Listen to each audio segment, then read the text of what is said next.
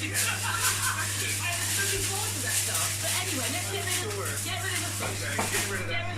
Get rid of the fish. I've got myself a walking, talking, sleeping, something, living doll. I'm trying to do the best to please. No, I really have to stop because I have the worst thing in the world. Right, can I just say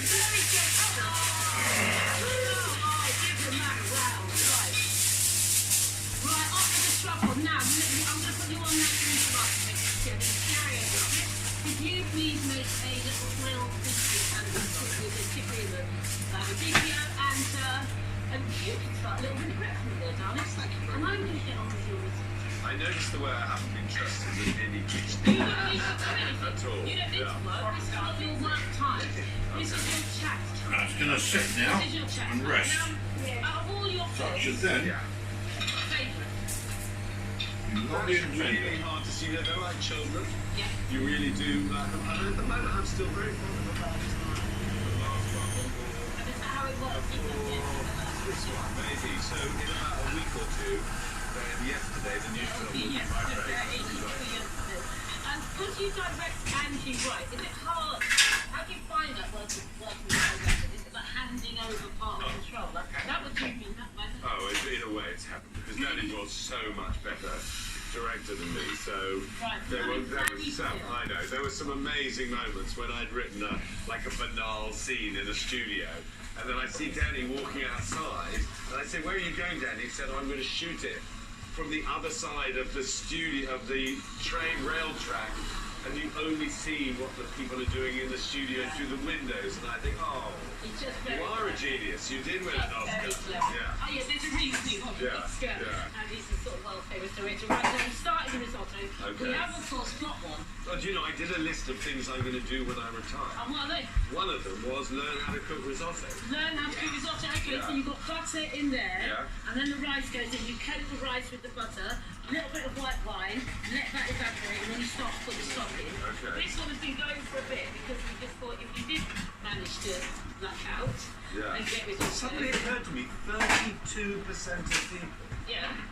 voted for me to go to hell. Yes, they did. I'm starting to really worry about you that. made it quite appealing. So, like, in the average family, let's say there's 6 people, 2 of them said, let's punish They wanted that to old see you bloke. dance. Yeah, okay, all right. I mean, as I said, I was Can I slightly remind you disappointed. of the dance-a-thon and that Yes. everybody in the country should try and Do you get want to show me a sponsored bit of and dancing dance? anyway? And this was very much the area. That was very much the area. Thank you. That was the area we Yeah, were so actually the people who voted to hell are regretting it. Do you think your children are thrilled that you're not dancing with And them? there's literally no chance of them being awake. Not even exciting, absolutely blasé. So you I once said often said to my children, would you like it if I wrote like a short book about my life just for you? yeah, They said, don't bother. don't go losing Yeah. They said if we'll remember it if you ever said anything interesting. Yeah. your life. Right, so now, just to recap on what's happening here, we've got a Jerusalem artichoke, which is great. So we've got Jerusalem artichoke puree there, which is going to go into the bottom of the risotto. I've got a lovely risotto happening here, which has got roast garlic and onion puree. I'm putting a bit of parmesan into it. Oh, that's a really massive lump of parmesan. And then he's grilling off some leaves because we've got a little winterly walnutty salad that's going to go on his side. These guys are like a boy band, aren't they? They're like a chef boy band. My boy So, band. yeah. Well, Well, nice to see it dance. little bit of truffle, Richard. How happy is that with you? Makes you very happy. Not as happy as people entering the lovely prize draw, but very happy indeed. So look, I'm putting loads of truffle in it, and then we're going to put more truffle on the top. Can I get my puree into the bottom of here? Is this ready to go, Brad, my love? Yeah, it's ready. This puree's ready to go, yes? Gorgeous. Get that into there. Lovely. I'm going to put quite a lot in, so that it reads really nice and well. And then we're going to put... If they're a boy band, I'm the dodgy manager. You could be the dodgy manager. Like that, no, what was his name? Taking all the money. Yeah. Lurking. So what's in the future? shooting it to? What can we look forward to expect you after Comic Relief, after this film? We have no idea. Do you know, I really don't have any idea, apart from I'm thinking of opening a restaurant in Birmingham. Where all we serve is mussels and razor clams. Exactly. Right, so on the top here we're going to put a bit more parmesan and some breadcrumbs because we want a nice crunchy top. And then at the end, crunchy top, and then you're going to... Yeah, and then we're going to put more black truffle put it on under the a top. grill? Yeah, we're going to put it under a grill right now. And then we're going to put more black truffle on the top of that, and then the Jerusalem after. This is literally... So now Scarlett, yes, your daughter, she's really interesting, isn't she? Yeah, no, she's right at it. She's fabulous. I love her. yeah, I'm she's a a bit of fabulous fan. activist. And you know, one of the things that Comic Relief is focusing on now Yeah. is taking care of women and girls whose lives are very hard. Yeah. So when you give your £5, you'll be helping someone who's a victim of domestic violence. Where's the problem then? No, I have a Made problem. really hard, or you'll be helping them to tell them So do you feel like she's following in your footsteps? She's leading now. She's just so brilliant. You know, together. 3 cheers for all the kids. 3 cheers for all the kids. Would you like to try one of these little biscuits? Some Argentine crisps, aren't they lovely? Oh, wow. Isn't that delicious, Vic? Let me just take them off you. Yeah. Okay. Let's have a little bit of a grill up under there. Gorgeous. Right. Amazing. Let's have a little bit of a clear away so we've got a nice space. Put in all that. Surely I can Get help rid with of that. that. Why are you teasing? That's it. That's a nice little work for you. I'm going to grab these out. They're not as gooey as I'd like. Even a single clip. Yep, look, you're talking about it. Oh, they love seeing that with us. Fabulous. I'm coming through. Behind. Big hot thing. Fabulous. Look at that. Can I have that plate? Where's my plate? Thank you, Brad. So let's truffle that up. How much truffle do you like? Oh, that's what I don't want. Like that? I don't want to be greedy. Right, I think you should. It's not going to happen very long. This. Right, I'm passing to the budget. You guys all look so fantastic. Very much indeed. Yes, Thanks for supporting Comic Relief, It's you know. been so lovely having you here. Hasn't it great? Absolutely wonderful. Ed, what have you got in that box? We've gone for, we've done the classic Old World Ale, we've done the New World Lager, so we've gone to Germany, one of the most influential countries in the world. We've done beer, and we've done a wheat beer. I know, start with a beer. Indeed. Into that, my dear. Have a little taste of your dish. Of your heaven dish. I really didn't think you were going to get. I'll still be eating this when you guys are long home. Gorgeous. Oh shit, I thought Emma could cook was also good too. I'm sorry. She doesn't have a clue. Ed, what were you telling me about your beer? Because I wasn't listening. That's all right. I was also distracted by the risotto.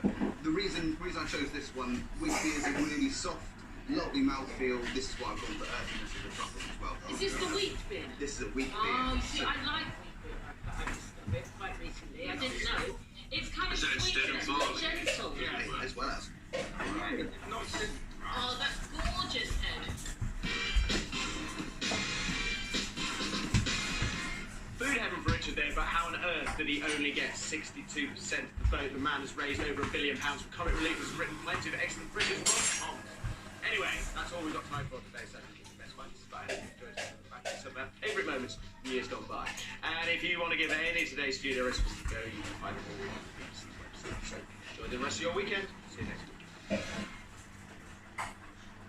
Look at that view. That's literally like you're in heaven. Now we're Top talking. Gear! Proper VW camper.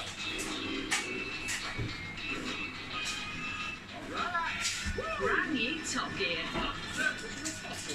Continues July tonight 8th. on BBC Two. How was a vulnerable young woman allowed to fall through the cracks and take her own life? What is Top Gear? I think it's safe because Everyone likes Top Gear. The system broke and the system needs fixing. Panorama, now You by don't like NHS, chocolate?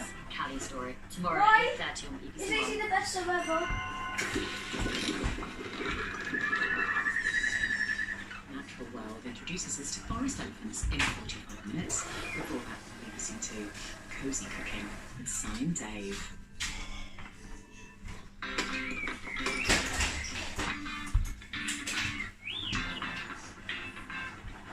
We've travelled the world and eaten everywhere from roadside bars to restaurants with Michelin stars. But there really is nothing like a bit of home cooking. What?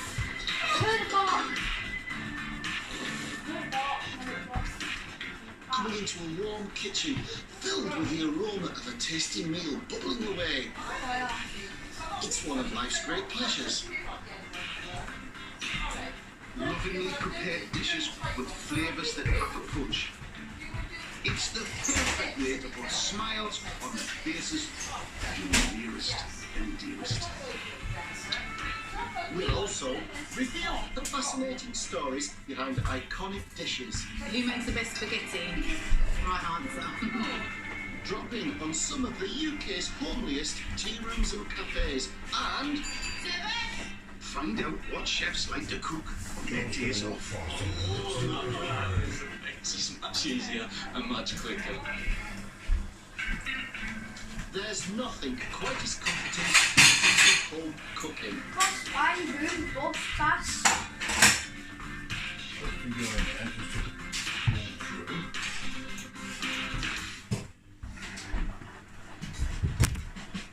Today, dishes to warm the cockles. A spicy pud with a kick. And mouth-watering meals to make a night in a treat. Just what you need for a cosy supper. Cosy takes many forms, doesn't it? It does, and a pork shoulder, one of those is cosy, and two chums cooking in the kitchen. It's all cosy. It's cozy. This brings light, brings spice, brings flavour into your everyday life. It's an Indonesian pork stew.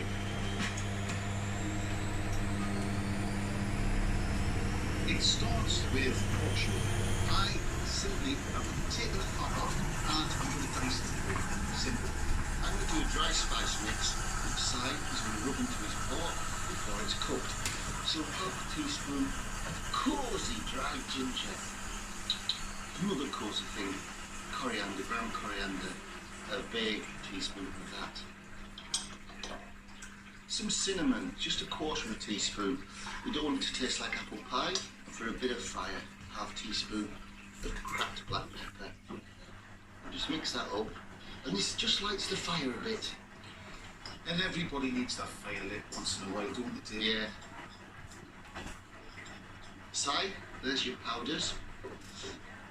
And meanwhile, I'm just going to slice and saute off some shallots till they're soft. So some veggie oil. I'll tell you, this pork shoulder, it has a texture that really suits this dish perfectly. So let's just do some spice mix.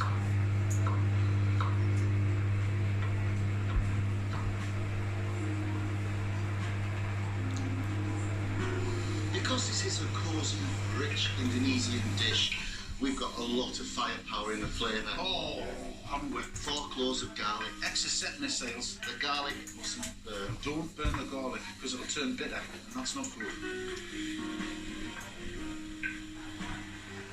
Ginger. This is a good tip, this. How often have you sat with a knife and tried to whittle your way around it? Nice piece of ginger, just get a spoon. That skin just falls off. You will never struggle with ginger again if you have a teaspoon.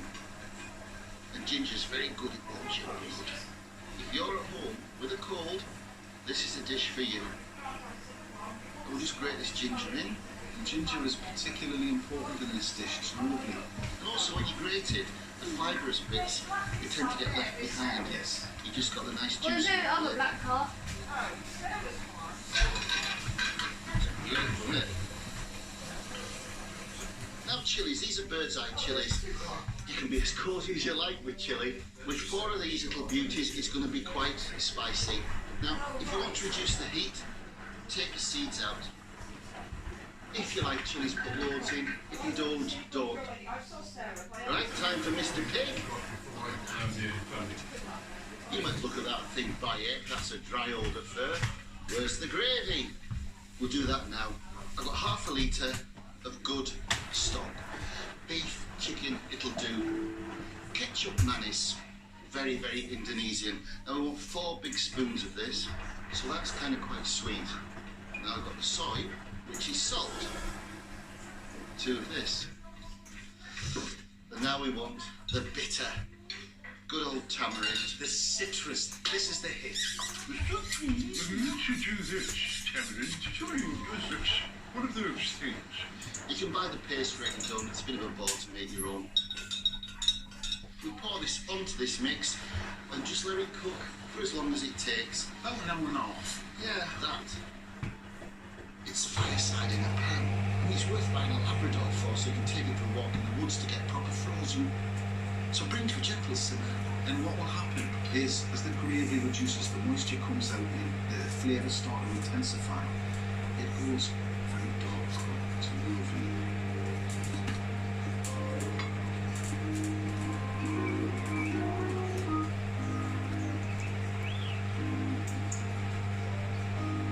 After about 20 minutes, I took the lid off. And look at it now. All of those flavours have intensified. They've got bigger, they've got bolder, they've got cosier. And that is about ready to eat. However, we need... So we're going to have a nice crispy topping. It's a bit like when you do dal, you get the crispy onions on the top. We're going to do the same thing with this. All the crispy shallots and more bird's eye chilies. It needs to food. This is called Gingerbread. It is. It is a blanket. It is a poncho of passion. It is a cushion. Thank you. Cheers.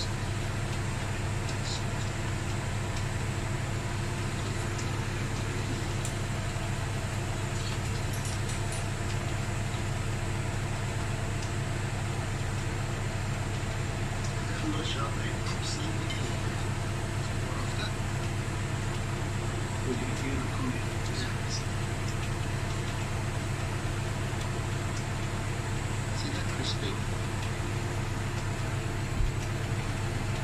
That smells great.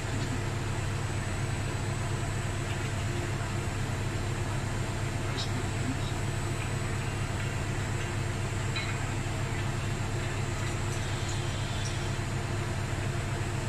It's cozy, it's warm, it's embracing, it's satisfying, and it's rich, delicious. I suspect very tasty.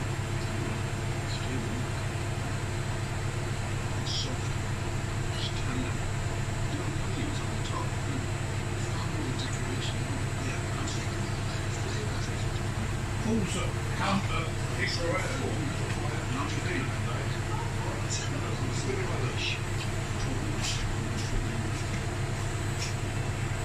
Have you ever seen the Teletubbies? That's all I'm saying.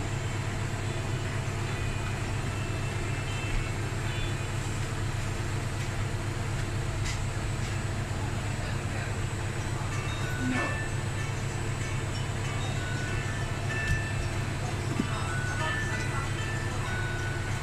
Nothing beats homemade comfort food, but every now and then it's nice to have someone else cook for you. Thankfully, all over the country there are tasty places that make us feel right at home and keep enticing us back. Children's is working hard for the poor, and it's also material. But it's not just a business, it is a family home.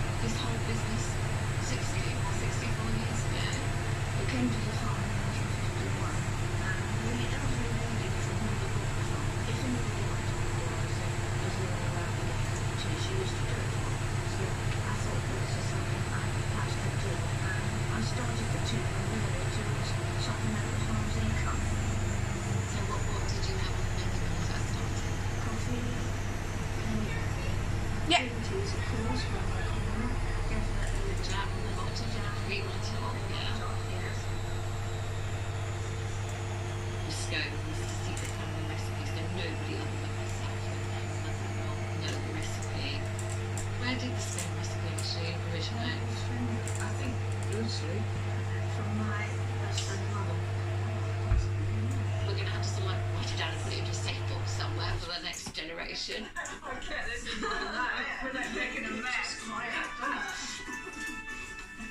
I want people to come here as a destination. It's somewhere they know they can come and get a really good lunch or a proper Cornish cream tea, lovely homemade cakes. But I don't know, who knows for the future, because I've got 3 sons. Hoping that one of them maybe would like to take over the tea rooms and keep it going for another 60 years, who knows?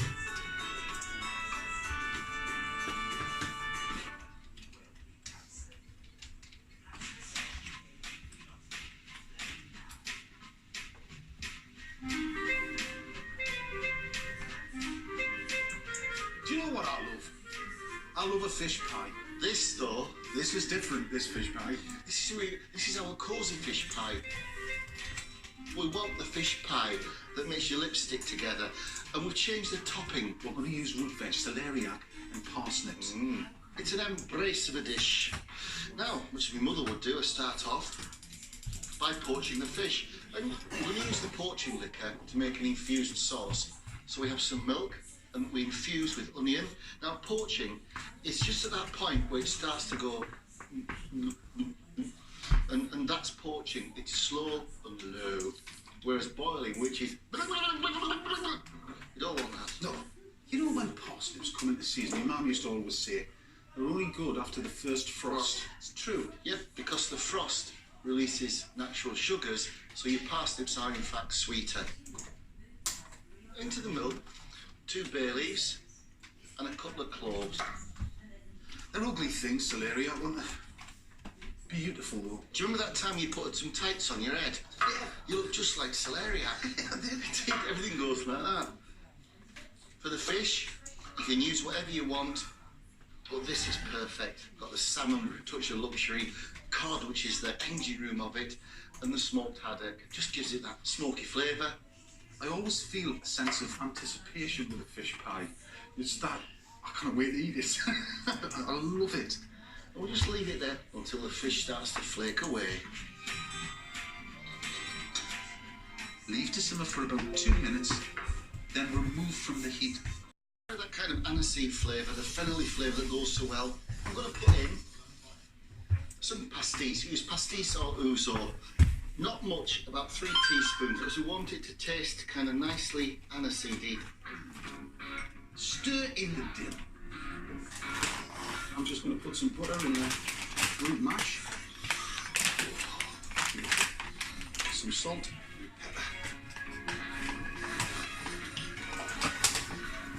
To do nads now.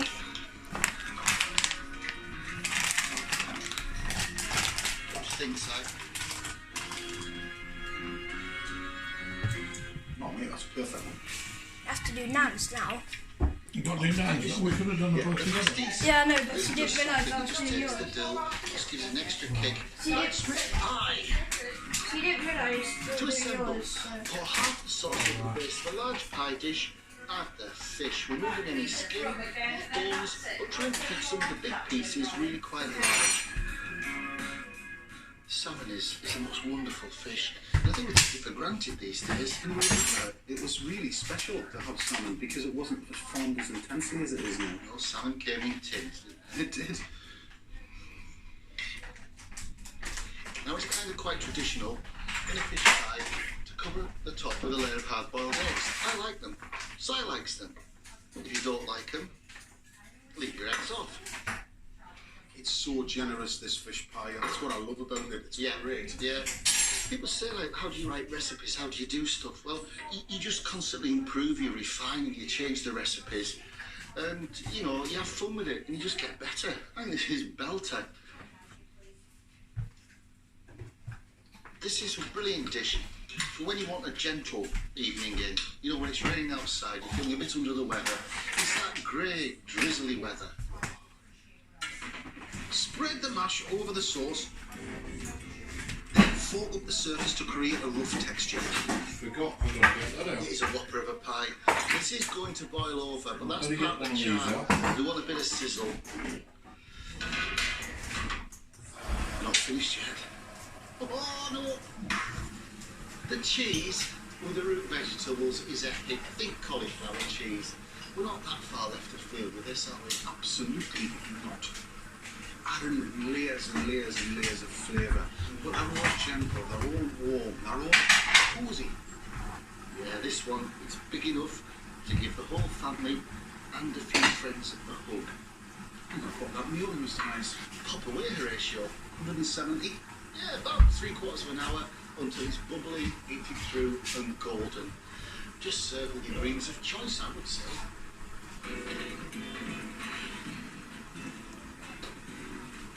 Look.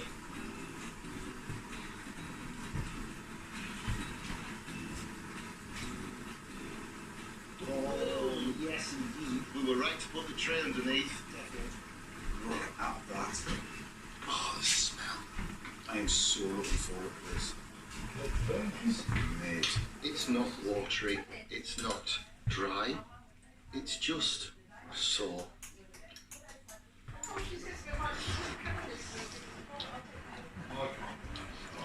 It is great. It's so different with that root veg top. It's sweet, Warm, gentle. I think the cosy fish pie is the one for me. And of course, if you don't want to use your root veg, just use mash on the top. You know what we forgot? We forgot the peas. You can't have fish pie without peas. Oh, flipping on, get them on. All right, I'll just check this is all right.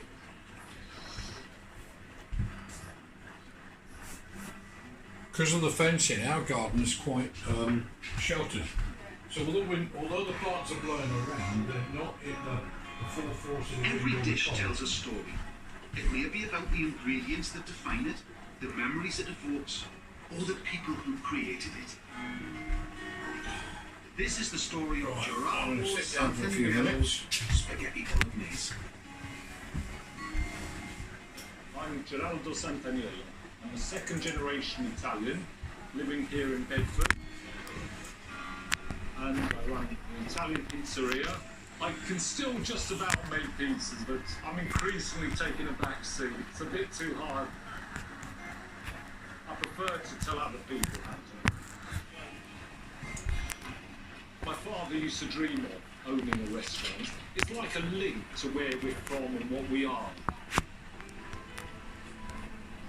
Bedford is the hometown of the biggest Italian community in this country. My father came over to Bedford in the early 50s to work as a labourer in the brick factories. We've come over to Stuartby to have a look at where my father and his fellow Italian colleagues used to work. And it's bringing back some fantastic memories for me because I used to come here occasionally as a child to see what was going on.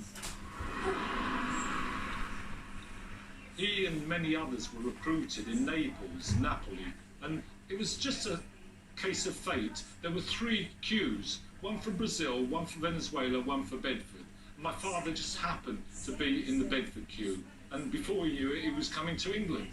And that is the beginning of this wonderful story, really.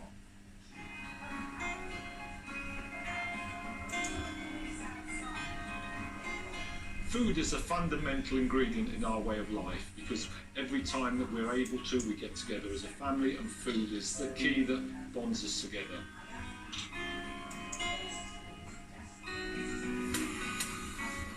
We've always cooked spaghetti bolognese. My wife cooks it, my mother before her cooked it, and everyone has got their own characteristic way of doing it. My daughter Ida makes a very, very nice one, and I prefer hers now. I make my spaghetti bolognese by using a whole white onion, 2 or 3 garlic cloves, carrots and celery. Put them in a blender, get a nice big pan, some nice extra virgin Italian olive oil. Let it all fry nicely for a good 3 or 4 minutes till everything becomes translucent. My Italian heritage is very important to the way I still view food. I was obviously taught by my mother. And when I was younger, I used to find it a bit of a chore sitting with her on a Sunday morning, rolling up meatballs and making sauce. But later on in life at university, getting all the pals together for a spaghetti bolognese was quite a social thing and a good way to make friends. If you can cook at university, that's an added bonus.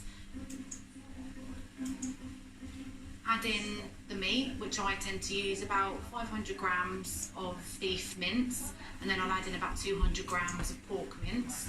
Let it all fry together. I think spaghetti bolognese has become a very popular English dish now as well. You'll always see it on a menu in a traditional English eatery.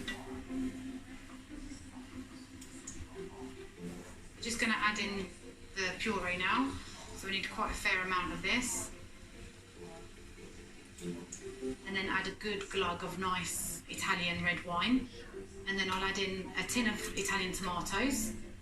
Let it cook for a good hour and a half into a nice rich sauce.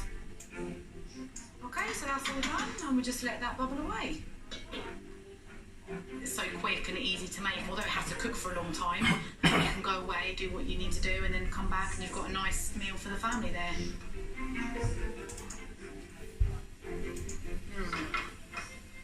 Tastes good.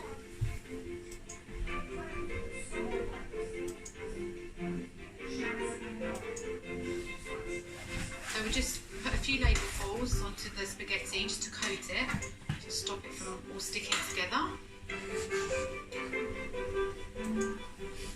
Nice bit of sauce. And there we have it. What do we say? Who makes the best spaghetti? You do what? Mummy. Right answer. My children love it. They like it with pasta, with spaghetti. Sometimes they even like it with mashed potatoes, which is a bit crazy. As long as it's cooked nicely, prepared carefully, and presented well, we love it.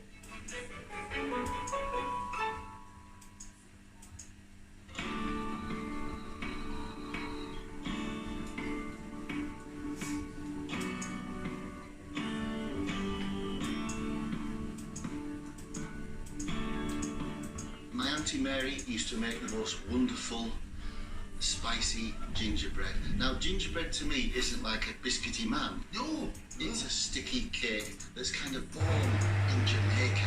But this one, we've gone more Aztec than Jamaican, if that makes sense. Because we're boosting with a bit of chilli as well. You won't know the chili's there, you just think it's warming, it's cosy. You mix that with tea, it's just, well, it just is, isn't it? It just is. You do wet side and dries? I think so.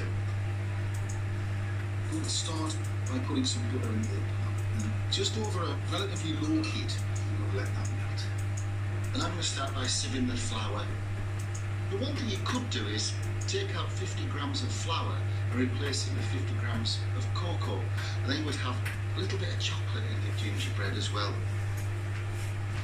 Butter's melted, mate. I'm just going to put some African sugar in there. From the West Indies. And this, I think it's from Leeds. This is golden syrup. This is black treacle, and as we all know, it's always difficult to get out of the tin. So what you do is you heat it up in a little bit of water, and then watch. You can't have gingerbread without black treacle. Melt everything together over a gentle heat. Right, the spices. I feel like a doctor in a spice chest. That's what it is. Dr. Cozy. 2 big You can have yours in now, are you? of ground ginger to keep up the heat. Or are we eating out here? I don't know. Better ask Nan, I suppose. Half a teaspoon of allspice. It always makes Right. me think of Christmas. A pinch of powdered Yeah. mace. Well, it's not ready yet, but you might as well start getting your table sorted out now. Lastly, half a teaspoon All of right. cinnamon. When we say it's a spiced gingerbread, it's a spiced gingerbread. We want flavours that embrace the giggling in the bubble. It's indulgence. That's what it is. Indulgence. And every now and then, a bit of indulgence doesn't good. Now what we need to do is some milk into that. I'm going to break 2 eggs. Now, the milk and the eggs goes into here. So what's important is that once the sugars have melted together, we take it off the heat. Because what we don't want to do is Scramble the eggs. 1 teaspoon of bicarbonate of soda. So want a bit of levity in the cake. Give that a swizzle. Mr. King? Yes, sir. We always say that with baking there's a bit of alchemy, there's a bit of chemistry. This could be the DNA of cosy. I think you might be right. Paul said he was at Ginger, Heathrow I'm just going to chop this up. to travel to New Zealand, obviously dependent on the weather. So I said, keep your fingers crossed and hold on to the arms of the seat firmly. That helps the aircraft to take off, so I'm told. Gradually add the contents. He's come back with a, I like that. Making sure everything is well combined. You'll end up with a very wet, horrible butter.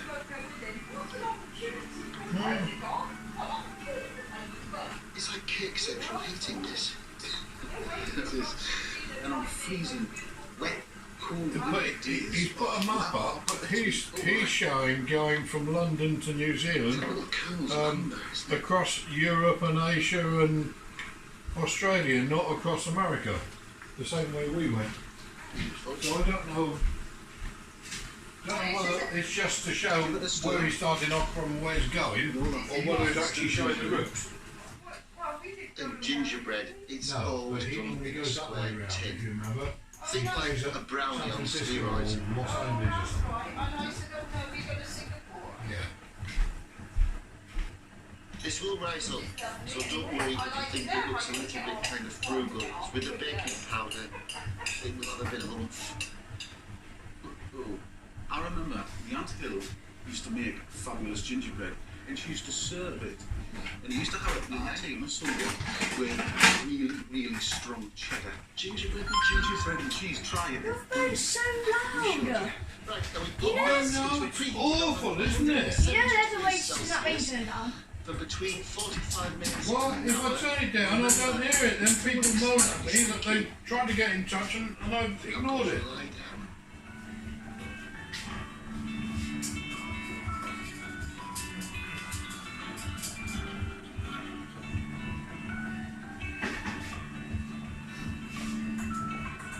Cool in the tin for half an hour, then turn out into a rack.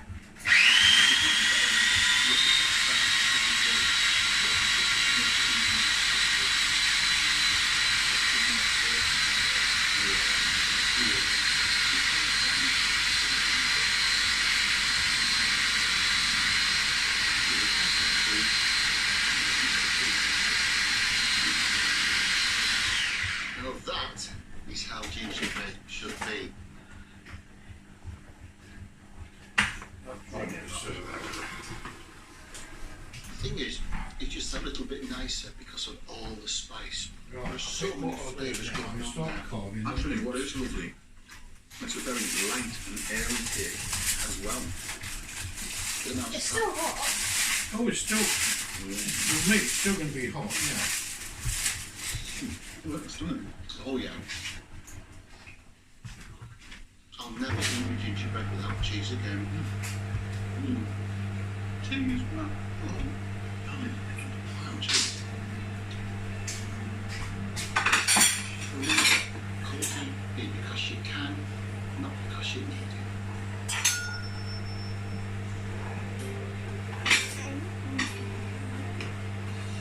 Britain has an army of creative chefs who day after day send out sensational dishes to customers in their restaurants. They work long hours, toiling over their stools. But at home, what's their idea of comfort food? Oh, Michelin-starred chef that's a Red massive Garrett squeak. from the West Coast of Kent tells us about his home There's cooked something, food. man. We just leave now with that bit.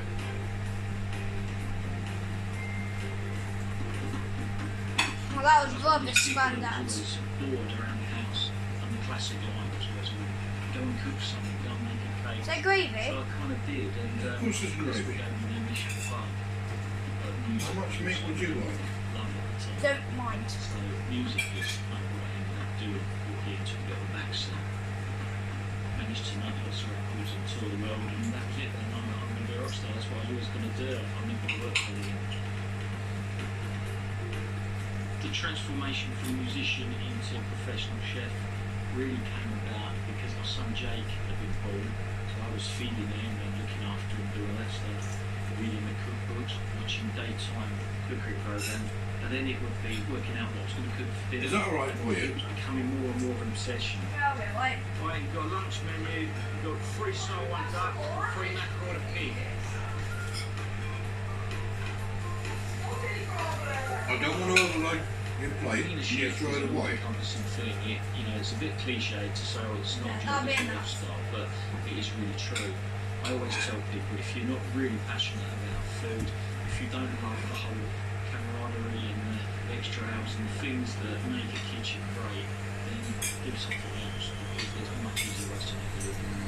So this, Kitchens could be really busy, really hectic environments. You try to keep it fairly calm, but you can still get intense.